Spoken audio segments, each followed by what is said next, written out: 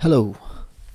আর মাত্র ১০-১২ দিনের মধ্যে নির্বাচনের পর আমরা একটা নতুন সরকার পাবো। নো ম্যাটার এটা বিএনপি অথবা জামাত যাই হোক, আমরা নতুন মন্ত্রী পাবো। আমাদের বিদেশ থেকে ধার করে নিয়ে আসা উপদেষ্টা মণ্ডলী, অনভয়, সবাইকে আমাদের বিদায় দেওয়ার সময় হয়ে এসছে অলমোস্ট। আর আমাদের উপদেষ্টা মণ্ডলীতে বিদেশ থেকে আসা মানুষ ছাড়া আর যারা আছেন তারা হচ্ছে বিভিন্ন এনজিওর কর্মকর্তা। শেষ পর্যন্ত ওনাদেরকে নিস্তার দেওয়া যাচ্ছে। ওনারা অনেক দায়িত্ব পালন করেছেন, অনেক কষ্ট করেছেন দেশপ্রেম থেকে। যদিও আমার মনে হয় না দেশপ্রেম এখানে কোনো ম্যাটার করে। দিস ইজ দেয়ার জব, এবং তাদের কেরিয়ারের জন্য এটা একটা বিশাল বড় মাইলস্টোন। জুলাইয়ে জীবন দিল কে, আর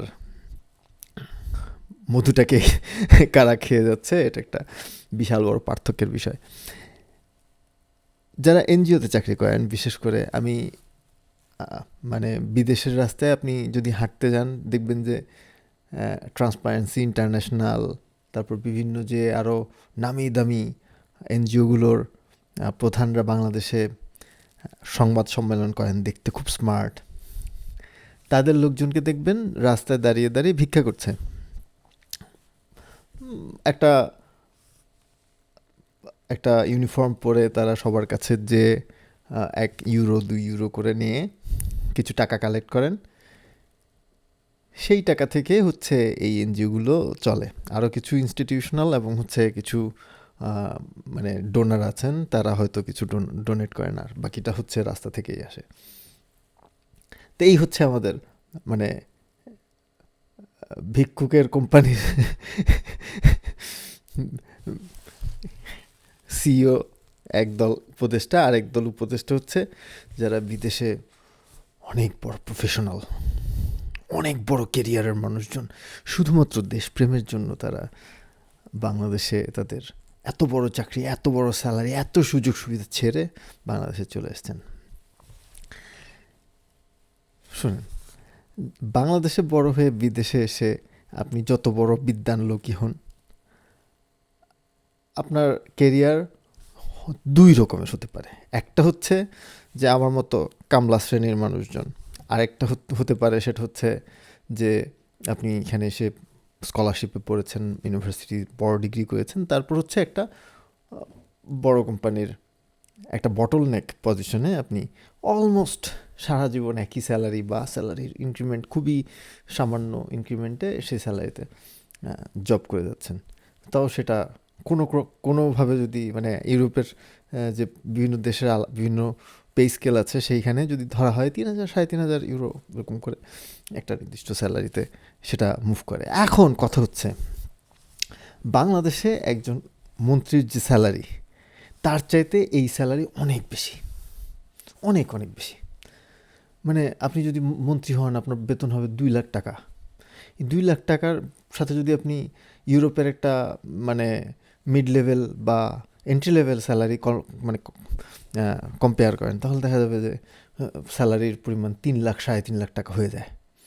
এবং আমাদের বিদেশ থেকে আসা উপদেষ্টারা কিন্তু কেউ তাদের পরিবারকে বিদেশ থেকে বাংলাদেশে ফেরত নিয়ে আসেন নাই, বিদেশে রেখে তারপর এসেছেন। এখন কথা হচ্ছে বিদেশের চাকরি ছেড়ে বাংলাদেশের কম দামের চাকরি নিয়ে এই অল্প টাকায়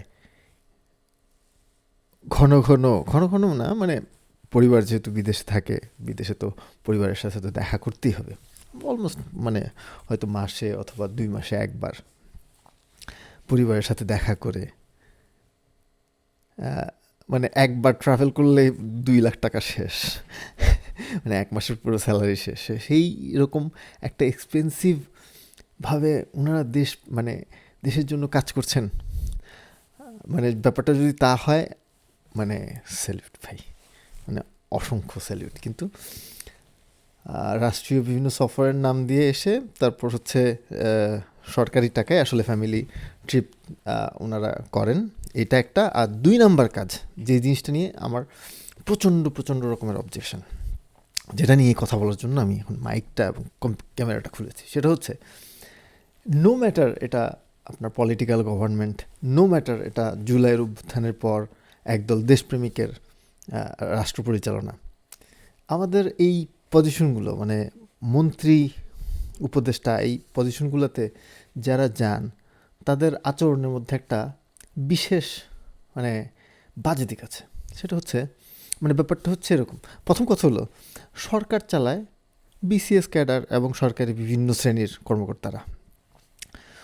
পরীক্ষা প্রথমত মেধার পর পরীক্ষা, বিভিন্ন রকমের তারপরে এক্সপিরিয়েন্স, সব কিছু দিয়ে এসে একজন সচিব হন, একজন সহকারী সচিব হন, এভাবে করে মানে আপনি যদি বাংলাদেশের যতগুলো সরকারি ডিপার্টমেন্ট আছে যতই মানে কম পরিমাণ মানুষ দিয়ে জিনিসগুলো পরিচালিত হোক, অনেকগুলো মেধাবী লোক কিন্তু ওখানে কাজ করেন, অনেক লম্বা সময় ধরে কাজ করেন। এখানকার সব স্টেক হোল্ডারদের সাথে তাদের কানেকশন আছে এবং তারা জানেন কীভাবে প্রসেসগুলো বিল্ড করতে হয়। তাহলে আমরা মন্ত্রী কেন পাঠাই? মন্ত্রী হঠাৎ করে আউট অফ নোহোয়ার একজন ব্যবসায়ী কিংবা একজন পলিটিশিয়ান বা একজন বিদেশ ফেরত একটা লোক এসে সেখানে কি করে? তার দায়িত্ব হচ্ছে সাধারণ মানুষের পক্ষ থেকে গিয়ে তদারকি করা, দ্যাটস ইট। যে আচ্ছা আমি ভাই তোমরা কাজ করো তোমাদের কাজ, আমি জাস্ট মানে আমার কাছে যদি আমরা একটু বুঝাই দিও যে আচ্ছা এটা কেন করলা, ঠিক আছে, আমার কাছে যদি একটু বুঝতে না পারি আমাকে একটু বুঝাই দিবা, কোনো রকম উটকো কাজকাম করো না। কিন্তু বিষয়টা হয় তার উল্টো। আমি এক ভদ্রলোককে মানে এক উপদেষ্টাকে ফ্রান্সে এসে কথা বলতে দেখলাম, যে উনি কথা বলছেন আগের গভর্নমেন্টের বিভিন্ন কন্ট্রাক্টের কেন তার সাথে মানে এখনও কন্ট্রাক্ট কন্টিনিউ করতে হবে, কেন ওই জিনিসটা করতে হবে, আমাদের ওই জিনিসগুলো করতে হবে। উনি জাস্ট আগের সরকারের আমলে যেই কন্ট্রাক্টগুলা হয়েছে, যেসব ব্যবসায়ী মানে সরকারের সাথে একটা লিয়াজোতে এসে বিভিন্ন রকমের ঘুষ টুস দিয়ে বিভিন্ন প্রজেক্ট জেনারেট করেছে, তাদের পিঠ বাঁচানোর জন্য জান প্রাণ উজাড় করে দিচ্ছেন। এটার পিছনে কোনো লজিক নাই, কিচ্ছু নাই কোনো।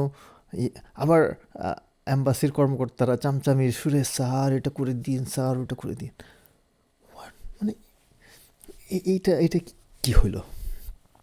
এটা হলো এরকম যে আপনার বাসার দেখাশোনার জন্য আপনি একটা মহিলাকে রাখছেন, সে বাসার পরিষ্কার করে, এই করে সে করে, কিন্তু না, সে কি করে বাসায় যত ফেরিয়ালা আসে তাদেরকে নিয়ে বেডরুমে নিয়ে যায় টাকার বিনিময়ে। এই উপদেষ্টা মন্ত্রী তাদের অ্যাকচুয়ালি প্রধান আয়ের উৎস ওই 2 লাখ টাকা স্যালারি না, তাদের আয়ের উৎস হচ্ছে ওই ফেরিওয়ালাকে বেডরুমে টাকার বিনিময়ে নিয়ে যাওয়াটা হচ্ছে তাদের কাজ। এই কারণে ওই বিদেশে 3,000 4,000 5,000 ইউরোর চাকরি, তারপর হচ্ছে অমুক তমুক, এগুলো নিয়ে চিন্তাই করা লাগে না, ফেলে চলে আসো ভাই। এক দফায় 6 মাস টিকে থাকতে পারলে বাড়ি গাড়ি প্রতিপত্তি সব কিছু হয়ে যাবে। মানে এটাই হয়ে আসছে সবসময়, এটাই হয়ে আসছে। সরকারি চাকরিকেই বলা হয় যে রাষ্ট্র কিছু মানুষকে চাকরি দিবে, যে মানুষজন তাদের এমপ্লয়মেন্টের চেষ্টা করবে আর তাদের মধ্যে থেকে কিছু মানুষকে তারা চাকরি দিবে, কিছু মানুষজন স্যাক্রিফাইস করবে জীবন দেশের জন্য, তাদের খুব বেশি উপকার হবে না। কিন্তু তার হয় উল্টা, বাংলাদেশের সবচেয়ে বড় আকর্ষণীয় আয়ের উৎস হচ্ছে সরকারি চাকরি। তো সবাই জানে যে উৎসটা আসলে কোথায়। যাই হোক, আরেক দল, আগের দল চলে গেছে, বিতাড়িত হয়েছে, এবারের এরা হাসতে হাসতে চলে যাবে, তারপরে যারা আসবে তাদেরকেও পিটানোর ব্যবস্থা করতে হবে। তারপরে এক সময় হয়তো দেখা যাবে যে মন্ত্রী সচিব সরকারি কর্মকর্তারা মানে সাদাসিধা মানুষের মতো হয়ে যাবে এক সময়, যে তারা শুধু আমাদের মতো কামলা হয়ে যাবে, যে আমরা জাস্ট কামলা দেই, কামলার বিনিময়ে টাকা পাই, তারপর সামাজিক নিরাপত্তা, সামাজিক যে স্ট্যাটাস, সব দিক থেকে আমরা সমান হয়ে যাব এক সময়। তার আগ পর্যন্ত okay, keep continue your smile, bye by.